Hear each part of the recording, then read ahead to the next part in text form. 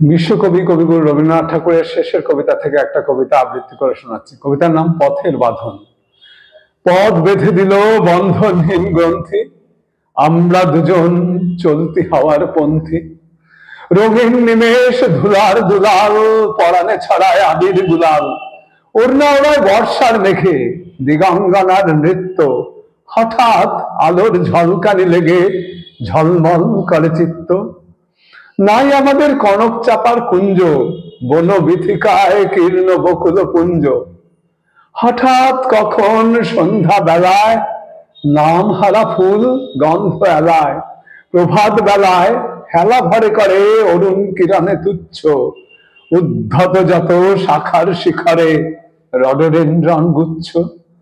নাই আমাদের সঞ্চিত ধনরত্ন, নাই রে ঘরের লালন ললিত যত্ন। পথ পাশে পাখি পুচ্ছ নাচায়, বন্ধন তারে করি না খাঁচায়। ডানা মেলে দেওয়া মুক্তি প্রিয়ের কুজনে দুজনে তৃপ্ত। আমরা চকিত অভাবনীয় কচিত কিরণে দৃপ্ত।